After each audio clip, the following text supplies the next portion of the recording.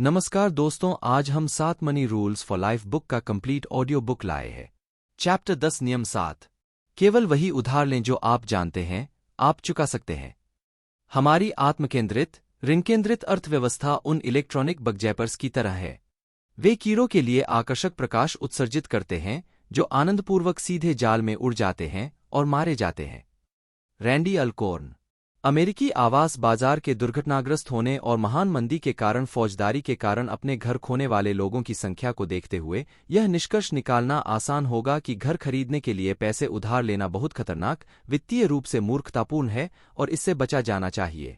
हम कार के वित्तपोषण या छात्र ऋण लेने पर समान रुख अपना सकते हैं क्योंकि ऑटोमोबाइल का मूल्यह्रास होता है और कॉलेज स्नातकों के लिए नौकरियों की कोई गारंटी नहीं होती है। हम अपने जीवन में पैसे उधार लेने पर पूरी तरह से प्रतिबंध लगा सकते हैं, लेकिन यह वैसा ही होगा नहाने के पानी के साथ बच्चे को बाहर फेंकना। कहावत है। मैं गृह बंधक के लिए आभारी हूं। इसके बिना मेरे पति और मुझे अपने घर का मालिक बनने की प्रार्थना नहीं मिल पाती। और मैं यह नहीं मानता कि ऑटोमोबाइल के लिए वित्तपोषण बुरा है या सभी छात्र ऋण विषाक्त हैं। नियम 7 यह सुनिश्चित करता है कि पैसा उधार लेते समय आपके पास सुरक्षा जाल हो। पैसा उधार लेना और जो कर्ज बनता है उसे कभी कभार ही लेना चाहिए और फिर तेजी से निपटा। ऋण अंत का साधन होना चाहिए। पैसा उधार लेना एक वित्तीय उपकरण है जिसे अगर भावनात्मक रूप से नहीं बल्कि समझदारी से निपटाया जाए तो यह आपके जीवन को बेहतर बनाता है। नियम 7 केवल वही उधार लें जो आप जानते हैं कि आप चुका सकते हैं। जब मैं जानना शब्द का उपयोग करता हूं तो मेरा मतलब उचित संदेह से परे पूर्ण निश्चितता से नहीं है। मेरा तात्पर्य उचित निश्चितता के रूप में जानने से है, विश्वसनीय जानकारी पर आधारित। इसे कहने का दूसरा तरीका यह होगा कि केवल वही उधार लें जो आपके पास विश्वसनीय जानकारी के आधार पर उचित निश्चितता हो जिसे आप चुका सकते हैं।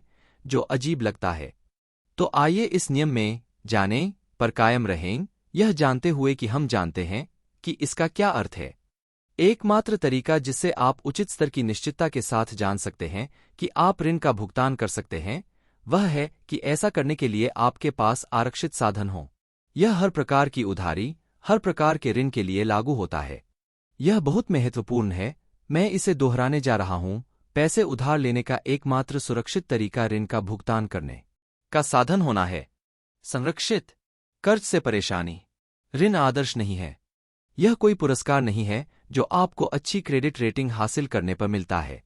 ऋण एक ऐसी चीज है जिसे कुछ स्थितियों में और केवल कठोर दिशानिर्देशों के तहत निश्चित अवधि के लिए सहन किया जाना चाहिए। कर्ज से निपटना अजगर को अपने पास रखने जैसा है। आपको यह जानना होगा कि आप क्या कर रहे हैं, हमेशा बहुत अधिक सावधानी बरतते हुए, क्योंकि यदि आप ढीले पड़ गए और नियंत्रण खो दिया तो यह आपकी गला दबाकर हत्या कर सकता है। जब आप पर कर्ज हो जाता है तो आप भविष्य के बारे में अहंकारपूर्ण अनुमान लगा लेते हैं। असल में आप कह रहे हैं कि आपके पास उस चीज को खरीदने के लिए पैसे नहीं हैं जो आप अभी चाहते हैं। यह घर से लेकर जूते की जोड़ी तक कुछ भी हो सकता है, लेकिन आप मानते हैं कि भविष्य में आपके पास बनाने के लिए पैसे होंगे। भुगतान। आप यह मान लेते हैं कि आपके पास नौकरी होगी, आपके पास स्वास्थ्य होगा ताकि आप अपना काम कर सकें। आप यह मान लेते हैं कि जो कुछ भी है आपको उतना ही पसंद आएगा जितना पाने के लिए आप कर्ज में डूबे हैं, उतना ही आपको अभी पसंद है, और जब तक कर्ज रहेगा तब तक यह अप्रचलित नहीं होगा या इसका उपयोग नहीं किया जाएगा ताकि भुगतान करना कठिन न हो जाए। ऋण प्राप्त करना उस ऋण को वहन करने और अंततः चुकाने के लिए आवश्यक सभी चीजों की तुलना में सरल है। बस चुकाने का वादा करने से भविष्य के बारे में अनुमान लगा लिया जाता है और उनमें से कुछ काफी अहंकारी भी हो जाते हैं। ऋण भविष्य की संपत्ति को किसी के लेनदारों को हस्तांतरित करता है। चाहे आप कितना भी कर लें सेवानिवृत्ति के लिए या अपने बच्चों को सौंपने के लिए संपत्ति बनाना चाहते हैं, अगर आप कर्ज में डूबे रहेंगे तो यह नहीं होगी। आप भविष्य में अपने लिए या दूसरों के लिए जो कुछ भी पाने की आशा करते हैं वह पहले से ही उन लोगों का है जिन्होंने आपके पास आज जो कुछ है उसे खरीदने के लिए आपको पैसे उधार दिए हैं। एक अनुमान यह है कि बेबी बूमर्स उन लोगों के रूप में परिभाषित किया गया है जिनका जन्म के बीच हुआ था 1946 और 1964 को 11.6 ट्रिलियन डॉलर विरासत में मिले, मुख्यतः अपने माता पिता से। 31 जो लोग खुद को कर्ज के गहरे गड्ढे में डुबाने में कामयाब हो गए हैं, मैं बहुत सारे पाठकों से जो दुख सुनता हूं उसका अनुभव करता हूं। जिस चीज की उन्हें उम्मीद थी कि वह भविष्य में संपत्ति बन जाएगी, उसे अपने लेनदारों को स्थानांतरित ऋण के एक बड़े संचय का भुगतान करने के लिए स्थानांतरित करना। यह कभी न भूलें कि जीवन यापन करना जितना कठिन है, कमाना उससे कहीं अधिक कठिन है, वह पैसा जो आप पहले ही खर्च कर चुके हैं। कर्ज असंतोष को बढ़ावा देता है। कर्ज अक्सर तब होता है जब आप नहीं होते अभी आप जो प्राप्त कर सकते हैं उससे संतुष्ट हैं, और एक बार जब आप अधिक का पीछा करना शुरू कर देते हैं तो आप इस समय आपके पास जो कुछ भी है उससे आप हमेशा नाखुश रहेंगे, क्योंकि इसका सामना करें वहां हमेशा कुछ और होगा जो आपका ध्यान आकर्षित करेगा। असंतोष और असंतुष्टि की भावनाओं के इलाज के लिए कर्ज का उपयोग करना आसान है। तब यह एक गिलास नमकीन पानी पीने के समान हो जाता है। यह आपको प्यासा बनाता है, इसलिए आप और अधिक पीना चाहते हैं, और जितना अधिक आप पीते हैं आप उतने ही अधिक प्यासे हो जाते हैं। कर्ज आपके विकल्पों को सीमित कर देता है। यह किसी भी प्रकार के ऋण के लिए सच है, यहां तक कि एक सुरक्षित गृह बंधक के लिए भी। कर्ज शीशे के गुब्बारे की तरह है जो आपको एक ही स्थान पर बांधे रखता है। आपके पास एक कानूनी दायित्व है और इसे चुकाने के लिए आप जो कुछ भी कर सकते हैं उसे अर्जित करते रहने के अलावा कोई विकल्प नहीं है। भले ही जिन चीजों के लिए कर्ज लिया गया है वे इच्छाएं हों या लंबे समय से उपभोग की गई वस्तुएं हों, क्योंकि आपने उन्हें ऋण में बदल दिया है, ऋण भुगतान एक जरूरत या आवश्यक व्यय बन गया है। आपके पास अन्य सपनों या अपने जीवन के किसी अन्य आह्वान का पालन करने की कोई लचीलापन नहीं है, चाहे वह कितना भी महान या ईश्वरीय क्यों न हो। आपको पहले अपना कर्ज चुकाना होगा। कर्ज से उत्पन्न वित्तीय दायित्व आपको नौकरी से बांध कर रख सकता है, नापसंद या उस घर में रहना जो अब आपकी जरूरतों को पूरा नहीं करता है, यदि बाजार की स्थितियों के कारण आप कर्ज चुकाने के लिए उस घर को बेचने में असमर्थ हैं। जब भावी जीवनसाथी की बात आती है तो कर्ज आपके विकल्पों को सीमित कर सकता है। जब आप कर्ज के बोझ से बंधे होते हैं जिसे आपका प्रिय आसानी से स्वीकार नहीं कर सकता है, यह इस बात के विकल्प हटा सकता है कि आपके बच्चे स्कूल कहाँ जाएंगे या आप बच्चे पैदा करने में सक्षम हैं या नहीं। मैं और भी आगे बढ़ सकता हूं, लेकिन मुझे लगता है कि आप मेरी बात समझ गए होंगे कि कर्ज की स्थिति में विकल्प कैसे गायब हो सकते हैं। कर्ज महंगा है, इससे कोई फर्क नहीं पड़ता कि आप इसे कैसे देखते हैं।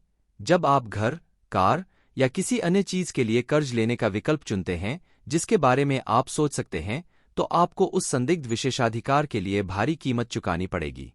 उदाहरण, $2 लाख का एक घर लें जिस पर आपके पास $1,60,000 बंधक है, जो 30 वर्षों में 5% ब्याज पर देय होगा।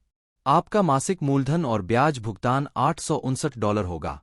यहाँ वह है जिसके बारे में बहुत से लोग नहीं सोचते।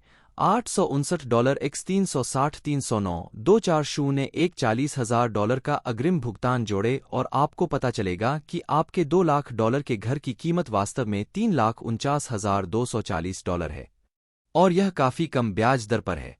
सामान्य शर्तों के तहत 22.99% ब्याज पर क्रेडिट कार्ड से भुगतान की गई $1,500 की सगाई की अंगूठी के बारे में क्या ख्याल है, जहां मासिक भुगतान बकाया राशि का 4% है। इसे चुकाने में 101 महीने, लगभग 9 वर्ष और $1,175 का ब्याज लगेगा। कुल लागत $2,675 होगी। यदि आप कभी भी कुछ खरीदने के लिए प्रलोभित हों, क्योंकि यह एक ऐसा सौदा है कि आप इसे न खरीदना बर्दाश्त नहीं कर सकते, लेकिन आपके पास पैसे नहीं हैं, इसलिए आपको क्रेडिट का उपयोग करना होगा, तो अपना अंतिम निर्णय लेने से पहले यह करें, बिक्री मूल्य को दोगुना करें। क्या यह भी इतना बढ़िया सौदा है? शायद नहीं, लेकिन यदि आप लंबी अवधि में इसके लिए भुगतान करने का विकल्प चुनते हैं तो इसकी कीमत यही होगी। एक सुरक्षा जाल परेशानी कम करता है। हालांकि कर्ज न लेना हमेशा बेहतर होता है, लेकिन कभी कभी यह अपरिहार्य होता है। तो ठीक अजगर के साथ रहने की तरह आप सुरक्षा उपाय करने में निपुण हो जाते हैं। आपका सुरक्षा जाल जितना मजबूत होगा, कर्ज से आपको नुकसान होने की संभावना उतनी ही कम होगी। जब मैं सुरक्षा जाल का उल्लेख करता हूं तो मेरा मतलब उन दिशानिर्देशों और एहतियाती उपायों से है जो नियम 7 का हिस्सा हैं।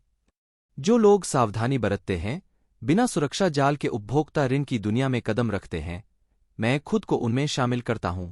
मैं मूर्ख कहने जा रहा हूं, उनके पास अपनी मूर्खता दिखाने के लिए बहुत सारे घाव हैं।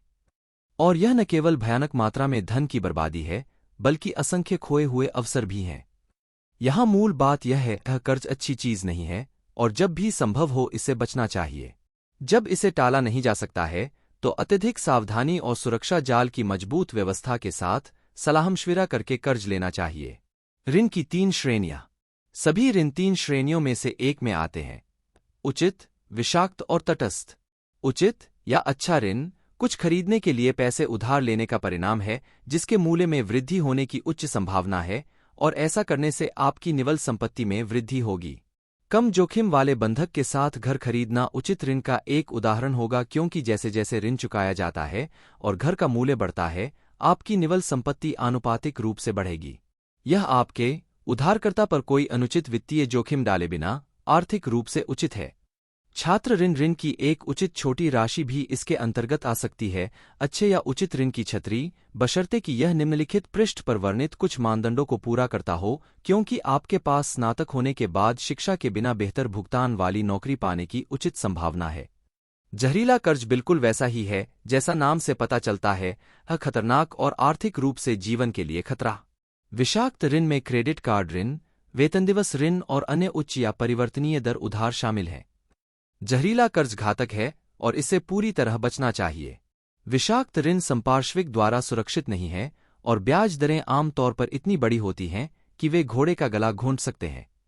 यदि आपके पास विषाक्त ऋण है तो इसे जल्दी से चुकाया जाना चाहिए। अध्याय 13 देखें और फिर भविष्य में हर संभव तरीके से इससे बचा जाना चाहिए। मैं इसे बहुत दृढ़ता से नहीं कह सकता हूं, विषाक्त ऋण आपके धन के लिए खतरनाक है। तटस्थ ऋण में अन्य सभी उधार शामिल हैं, जो न तो अच्छा है क्योंकि यह अच्छा नहीं है, यह किसी भी तरह से धन में वृद्धि करने वाला नहीं है, नहीं बुरा है क्योंकि यह बिल्कुल जहरीला नहीं है।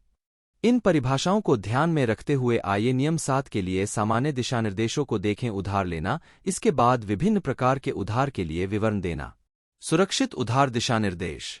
निम्नलिखित दिशानिर्देश सभी प्रकार के उधार सभी प्रकार के ऋण पर लागू होते हैं। 1. अपने इच्छित परिणाम को प्राप्त करने के लिए जितना कम आप कर सकते हैं उतना उधार लें, उतना नहीं जितना ऋणदाता स्वीकृत करेगा। कभी भी किसी ऋणदाता को यह निर्धारित न करने दें कि आपको कितना उधार लेना चाहिए। बंधक ऋणदाता आपको अधिकतम घर जिसके लिए आप योग्य हो सकते हैं के लिए प्रेरित करने का प्रयास करेंगे, न कि उस घर के लिए जिसे आप खरीद सकते हैं। 2. जहां तक संभव हो कर्ज को लंबा खींचने के बजाय जल्दी से चुकाएं। के लिए चयन सबसे बड़ा भुगतान जिसे आप संभाल सकते हैं, न कि सबसे छोटा भुगतान जिसे ऋणदाता स्वीकृत करेगा।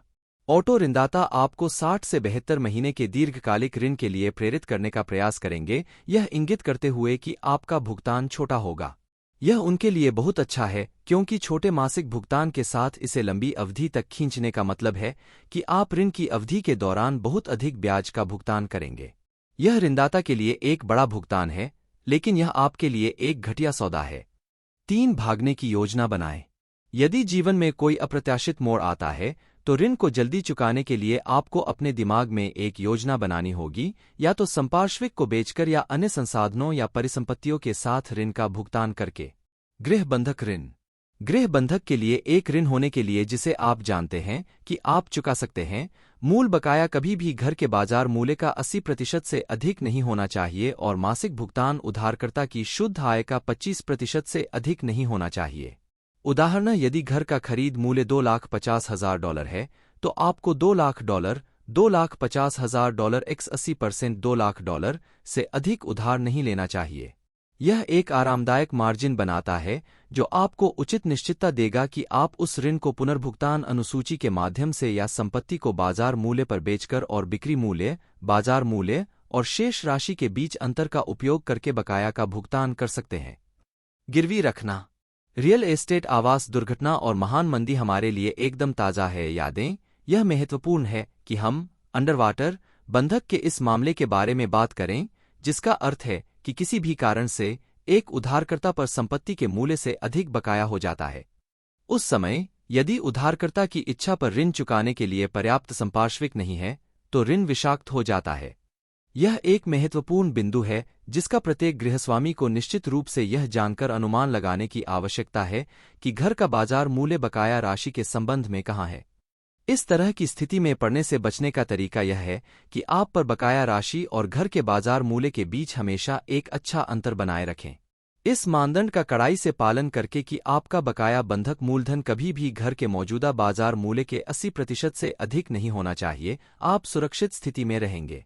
हर महीने जब आप अपना बंधक भुगतान करते हैं तो आप घर के मूल्य और आपके बकाया के बीच अंतर बढ़ा देंगे, ताकि भले ही बाजार मूल्य में उतार चढ़ाव हो, आप अपना सिर पानी से ऊपर रखने के लिए अच्छी स्थिति में हों, ऐसा कहा जा सकता है। जल्द ही आप पर 75% बकाया होगा, फिर 70, और फिर आपको कुछ भी नहीं देना होगा और 100% इक्विटी का आनंद लेना होगा।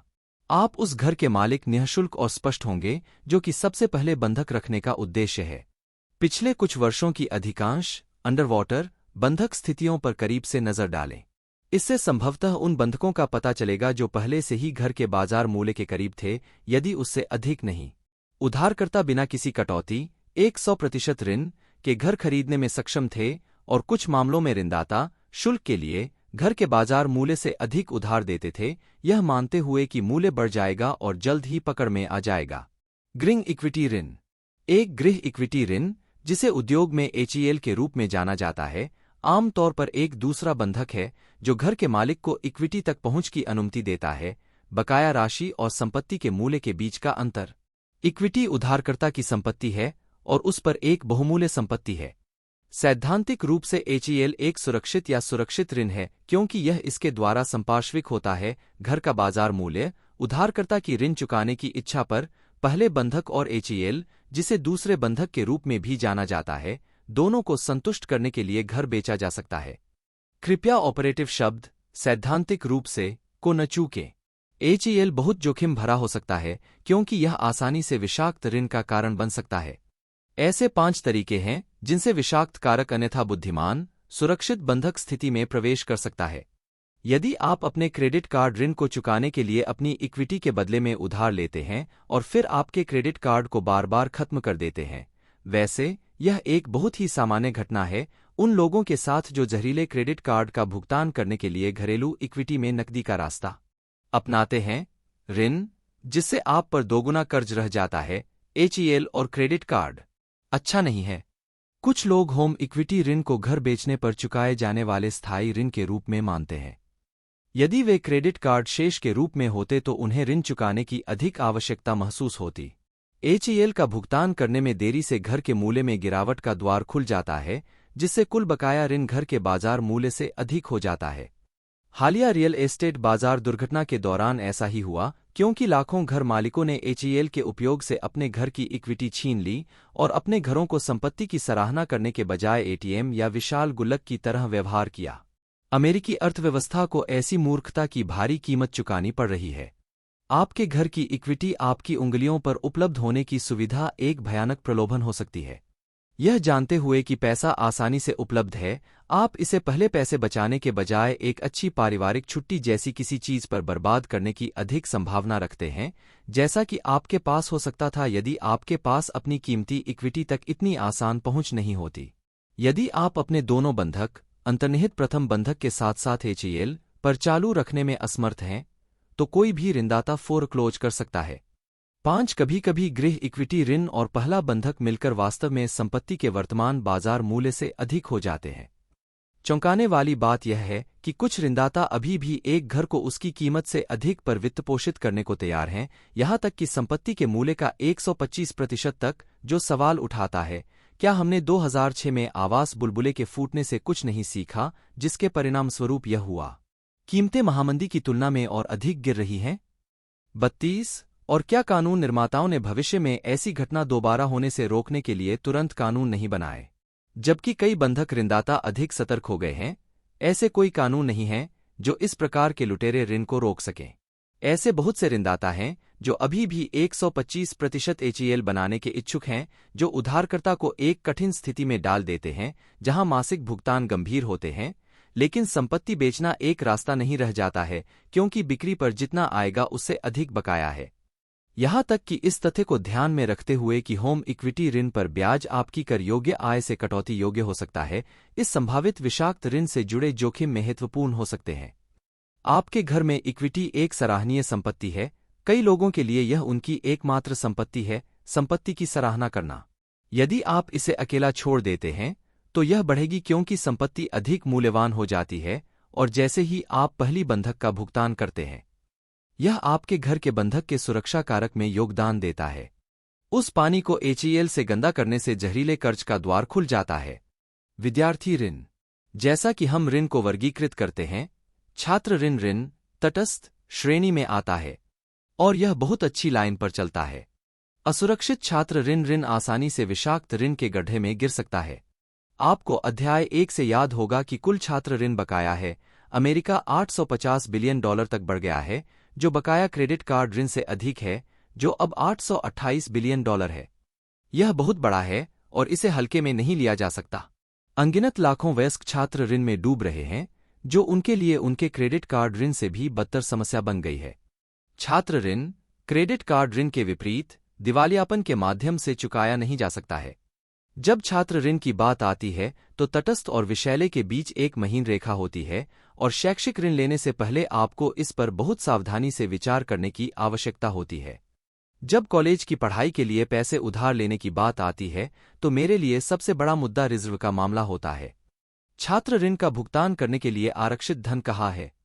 सैद्धांतिक रूप से वह रिजर्व स्कूल पूरा करने और किसी ऐसे उद्योग में नौकरी पाने पर जल्दी से पैसा कमाने की आपकी क्षमता में रखा जाता है जो आपका और आपकी डिग्री का स्वागत करेगा। कुछ ऐसा जो उस शिक्षा के बिना आपके लिए बंद होता। यही सिद्धांत है। अब बात करते हैं हकीकत की। 85% कॉलेज स्नातक घर लौट रहे हैं, स्नातक स्तर की पढ़ाई के बाद अपने माता पिता के साथ रहते हैं क्योंकि उन्हें नौकरी नहीं मिल पाती है। 33 जब छात्र ऋण की बात आती है तो मुझे एक बहुत कड़ी चेतावनी देने की आवश्यकता होती है। संपार्श्विक की कमी के कारण छात्र ऋण हमेशा उच्च स्तर के जोखिम के साथ आता है, लेकिन अमेरिका के सामने जबरदस्त आर्थिक चुनौती के इस मौसम में इससे अधिक कभी नहीं हुआ। सबसे पहले और सबसे महत्वपूर्ण, यदि आप छात्र ऋण प्राप्त करने की योजना बना रहे हैं तो एक स्कूल और प्रमुख चुनें जहां निवेश पर रिटर्न का प्रदर्शित ट्रैक रिकॉर्ड हो। कानून, चिकित्सा, नर्सिंग और इंजीनियरिंग को काफी सुरक्षित दाव माना जाता है क्योंकि इन क्षेत्रों में नौकरियां हैं। निःसंदेह, यदि आप छात्रवृत्ति, अनुदान और भुगतान के माध्यम से बिना किसी ऋण के अपनी शिक्षा का वित्तपोषण कर सकते हैं तो यह सबसे आदर्श होगा। एक सामान्य नियम के रूप में, सार्वजनिक राज्य कॉलेज और विश्वविद्यालय और सामुदायिक कॉलेज निजी संस्थानों की तुलना में सस्ते हैं, जो आपके वित्तीय जोखिम को कम करता है। यदि आपको लगता है कि आपको निश्चित रूप से छात्र ऋण का रास्ता अपनाना चाहिए, तो आपको कितना उधार लेना है, इसकी अपनी सीमा बनानी होगी। स्कूल वह सब कुछ प्रदान करके बहुत उदार होना चाहेगा जिसके लिए आप अर्हता प्राप्त कर सकते हैं। इसे किसी प्रकार की भविष्यवाणी के रूप में न देखें कि आप वास्तव में उन सभी पैसों का भुगतान करने में सक्षम होंगे जिन्हें आपको उधार लेने की अनुमति दी जा सकती है। अपने छात्र ऋण को उचित ऋण की छतरी के नीचे रखने के लिए आपका कुल छात्र ऋण सभी 4 वर्ष उस उद्योग में औसत प्रथम वर्ष के प्रवेश स्तर के वेतन से अधिक नहीं होना चाहिए जिसके लिए आप तैयारी कर रहे हैं। यह जानने के लिए कि आपका प्रथम वर्ष का वेतन क्या हो सकता है, http://www.bls.gov/oco/home.htm बटा पर ऑनलाइन छात्र ऋण व्यवसाय पुस्तिका देखें। यह उचित है कि आप अपने कामकाजी करियर के पहले 3 वर्षों के भीतर अपना संपूर्ण छात्र ऋण चुका सकते हैं। यही आपका लक्ष्य होना चाहिए। जबकि संघीय दिशानिर्देशों के अनुसार उधारकर्ताओं को स्कूल छोड़ने के बाद तक अपने छात्र ऋण पर कोई भुगतान करने की आवश्यकता नहीं होती है, उस विकल्प को न लें। इसके बजाय ऋण लेते ही छोटे मासिक ब्याज का भुगतान करना शुरू कर दें। यह एक नकारात्मक परिशोधन स्थिति को रोक देगा जहां हर महीने अवैतनिक ब्याज को अतिरिक्त मूलधन के रूप में ऋण में वापस जोड़ा जाता है, ताकि समय तक आप अपने ऋण का भुगतान करने में लग जाते हैं। एक बार जब आप स्कूल से बाहर हो जाते हैं तो आप पर उधार से कहीं अधिक बकाया होता है। मैं आपको एक उदाहरण देता हूँ। मान लीजिए कि आपने नए छात्र के रूप में अपने पहले सेमेस्टर के सितंबर में 6.9% की ब्याज दर पर $5,000 उधार लिया। छात्र ऋण की शर्तों के कारण आपको स्कूल छोड़ने तक भुगतान करने की आवश्यकता नहीं, लेकिन इसका मतलब यह नहीं है कि उन वर्षों के दौरान ब्याज बकाया नहीं। इस उदाहरण में $5,000 पर 6.9%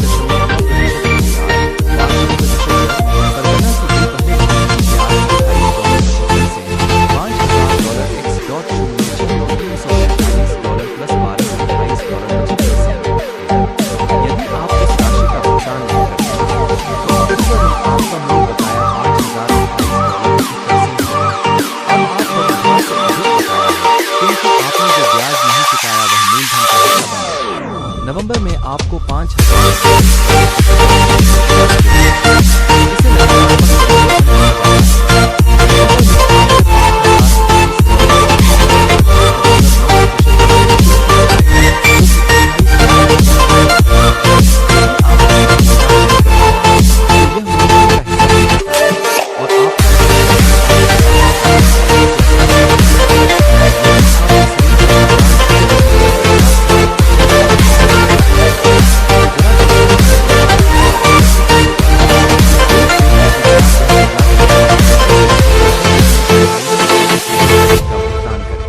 जब आप स्कूल समाप्त कर लेंगे तो आपको मूल $5,000 का भुगतान करना होगा। 6 महीने के लिए स्कूल से बाहर रहने के बाद आपको अपने संचित छात्र ऋण पर मासिक भुगतान करना शुरू करना होगा। यदि आप कम से कम ब्याज भुगतान कर रहे हैं तो आप उसे बहुत कम भुगतान करेंगे। यदि आप उसे बच रहे हैं, अपने ऋणों को स्थगन या स्थगन में डालने के प्रलोभन में न पड़ें। यह केवल भुगतान की पीड़ा को भविष्य में धकेलता है, जबकि अवैतनिक ब्याज बढ़ता रहता है। ऋणों का यथाशीघ्र भुगतान करने के लिए स्वयं को तीव्र पुनर्भुगतान की राह पर रखें। क्रेडिट कार्ड ऋण। क्रेडिट कार्ड ऋण बिल्कुल विषैला होता है। यदि आप नियत तारीख से पहले हर महीने पूरी शेष राशि का भुगतान नहीं कर सकते हैं, ताकि आपको कभी ब्याज नहीं देना पड़े, तो खातों का उपयोग बंद कर दें। कार्ड किसी विश्वसनीय मित्र या रिश्तेदार को दें जो आपके पाए। यह बहुत जरूरी है। यदि आप अपने विशाल क्रेडिट कार्ड को ले रहे हैं, तो निर्धारित करें कि आप इसका भुगतान करेंगे। जल्दी से बंद करें। अध्याय 13 में मैं आपको दिखाऊंगा कि इसे जल्दी और प्रभावी ढंग से कैसे किया जाए। ऐसी कुछ चीजें हैं जो आप कर सकते हैं, जो आपकी विवेकाधीन आपको आपके द्वारा खरीदे गए सामान के लिए हर महीने $2 का ब्याज देने की तुलना में तेजी से कम कर देगी, जो शायद अब आपके पास नहीं होगा। मैं आपको दिखाना चाहता हूँ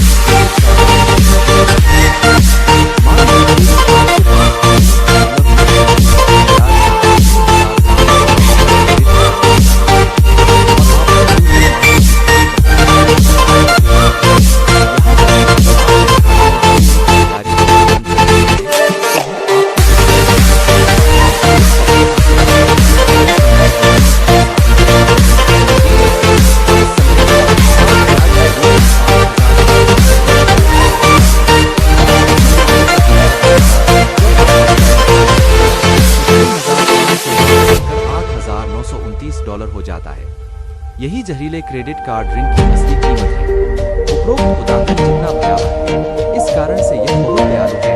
सामान्य व्यक्ति जो इस प्रकार का क्रेडिट कार्ड ऋण ग्रहण करता है, उसके 15.6 वर्षों तक एक भी खरीदारी जोड़े बिना जाने की संभावना नहीं है।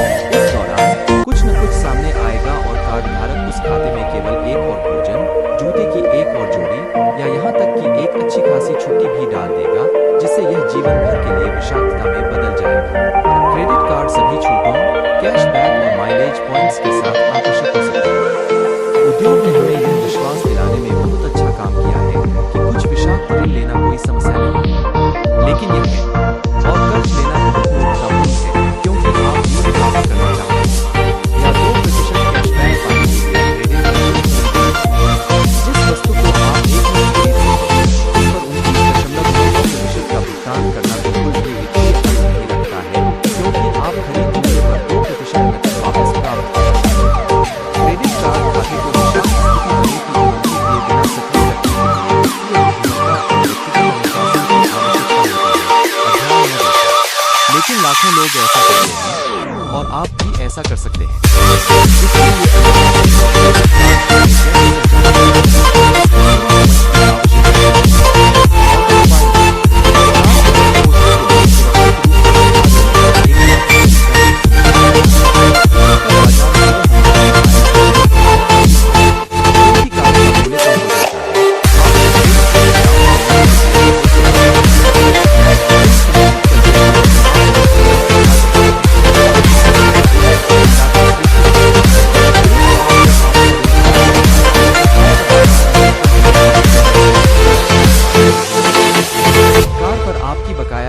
और आप उसे कल दोपहर में कितनी राशि बेच सकते हैं, के बीच के अंतर को इक्विटी कहा जाता है।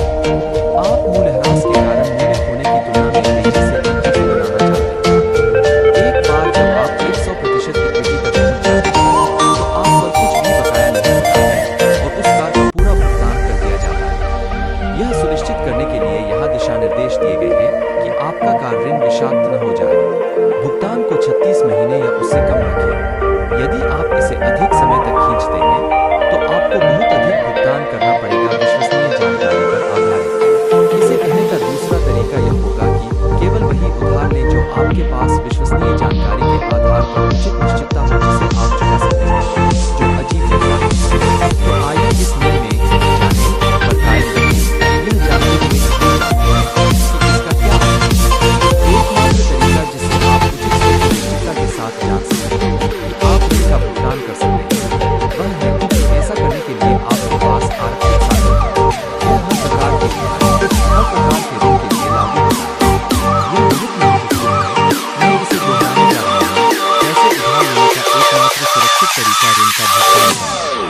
साधन होना है।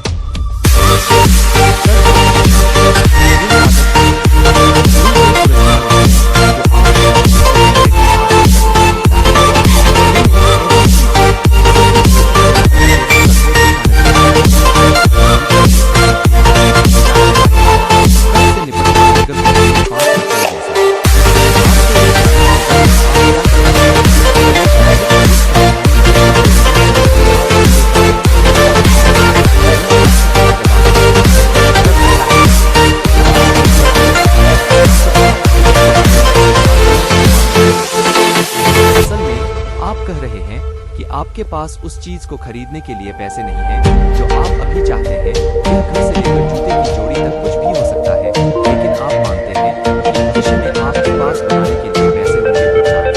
आप यह मान लेते हैं कि आपके पास नौकरी होगी, आपके पास स्वास्थ्य होगा ताकि आप अपना काम कर सकें। आप यह मान लेते हैं कि जो कुछ भी है आपको उतना ही पसंद आएगा जितना पाने के लिए आप कर्ज में डूबे हैं, उतना ही आपको अभी पसंद है, और जब तक कर्ज रहेगा तब तक यह अप्रचलित नहीं होगा या इसका उपयोग नहीं किया जाएगा, ताकि भुगतान करना कठिन न हो जाए। ऋण प्राप्त करना उस ऋण को वहन करने और अंततः चुकाने के लिए आवश्यक सभी चीजों की तुलना में सरल है। बस चुकाने का वादा करने से भविष्य के बारे में अनुमान लगा लिया जाता है और उनमें से कुछ का भी अपना नहीं होता है। ऋण भविष्य की संपत्ति को किसी के खरीदारों को चाहे आप अपनी समय सेवाएं के लिए या अपने बच्चों को सौंपने के लिए संपत्ति बनाना चाहते हैं। अगर आप कर्ज में डूबे रहेंगे तो आप भविष्य में अपने लिए या दूसरों के लिए कुछ भी पाने की आशा रखते हैं। और पहले से ही उन लोगों का है जिन्हें आपके पास आज जो कुछ है उसे खरीदने के लिए आपको पैसे चाहिए। एक अनुमान यह है कि बेबी बूमर उन लोगों के रूप में परिभाषित किया गया है जिनका जन्म